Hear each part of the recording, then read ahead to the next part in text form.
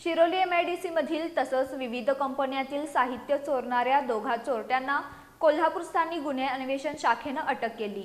विजय गोसावी आणि राहुल गोसावी अशी या चोरट्यांची नावं असून त्यांच्याकडून सुमारे 25,36,000 रुपये किमतीचा मुद्देमाल हस्तगत करण्यात आला आहे। या चोरट्यांकडून 3 गुन्हे उघडकीला आले आहेत। एमआयडीसी परिसरातील विविध कंपन्यांमध्ये वारंवार चोरीच्या घटना घडत होत्या। 5 जून रोजी मध्यरात्री चोरट्यांनी शिरोली एमआयडीसी परिसरातील स्काय टेक्नोव्हिजन आणि SV इंजिनिअरिंग सोल्युशन या कंपनीच्या इमारतीच्या शटरचं कुलूप तोडून कंपनीत प्रवेश केला होता। त्यांनी इथल्या लोखंडी कपाटाच्या दरवाजाचं लॉक उघडून त्यामधील कार्बाइड, इन्स्टंट टूल्स, DVR तसंच वायफाय असं किमती साहित्य चोरून नेलं होतं। याबाबतचा गुन्हा शिरोली एमआयडीसी पोलीस ठाण्यात दाखल करण्यात आला होता। या गुन्ह्याचा तपास कोल्हापूर स्थानिक गुन्हे अन्वेषण शाखेनं सुरू केला होता।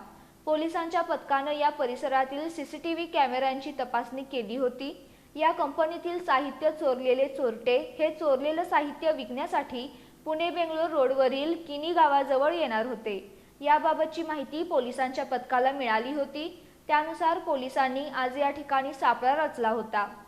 या दरम्यान या ठिकाणी आलेल्या दोघा चोरट्यांना पोलिसांनी अटक केली।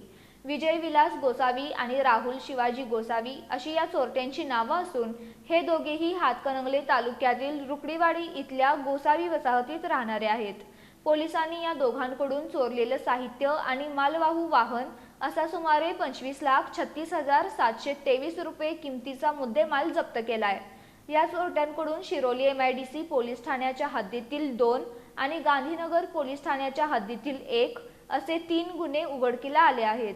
पुढील तपासासाठी या दोघा चोरट्यांना शिरोली एमआयडीसी पोलिसांच्या ताब्यात देण्यात आले।